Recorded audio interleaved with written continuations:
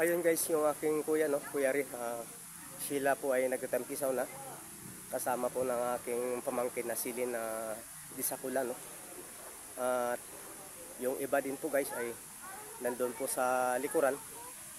Dahil dito guys ay maganda po dahil medyo malalim po ang tubig at napakalinaw. Kaya dito po sila, no.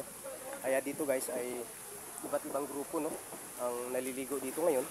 So balik yung aming hanay naman ay nandito at doon sa ibaba, no. So ito na ngayon ay unti-unti naman po sila na nagsama-sama, no. At sila po ay babanding, no, na sila po ay maliligo dito sa ilog, lalo na po dito sa lugar. Kaya tingnan nyo guys yung paligid, no. Napakaganda. Green na green po yung mga puno, no. Kawayan, ipil-ipil, at iba pong mga puno sa taas, no. Kaya napakaganda ng nature po ng ilog nito. Dito guys, marami namang cottage dito. Siguro ang ibang guro dito guys ay kung gusto nyo abutin kayo ng ilang araw, pwede naman din, no. So depende po yan ng inyong plano kung ilang oras o ilang araw kayo dito na pwedeng mag-stay, no. Dahil kung ako naman guys, no, mas mainam na mag-stay ka dito na mga 2 days, no. Napakasarap talaga eh.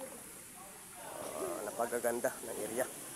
Ito guys, may mga life jacket din sila para dun sa mga minor de edad na naliligo na hindi marunong lumangoy. Kaya meron po silang life jacket, no. So dito din man sa lugar nito guys ay makikita mo na paunti-unti na parami na yung naliligo, no. So dito muna ako guys, no, at magantabay at medyo konting pahinga muna, no, dahil napakarami nila. At ito ngayon palapit na kami sa tanghali, kaya yung iban ay parating na sila, no.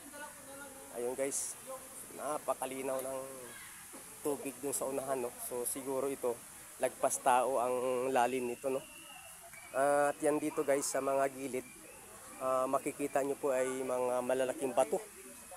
Buhay na mga bato guys, no. Hanggang doon sa dulo yan, no.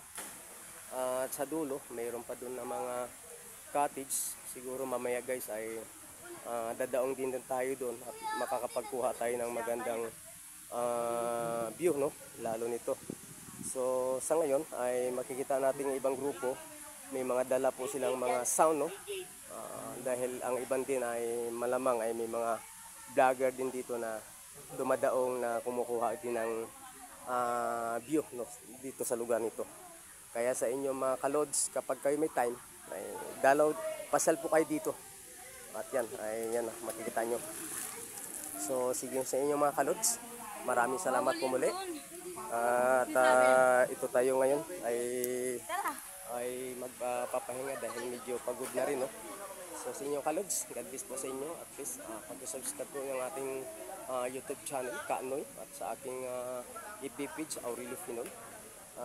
Ito na ngayon tayo guys, ay konting pahinga muna, no, dahil nakakapagod na. At yun ay sa sunod na minuto or oras ay patuloy po tayo mag-cover sa area nito.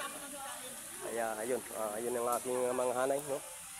Sila po ay nagtatampisaw, no. Subalit ang inyong kalods ay hindi po muna dahil pagod.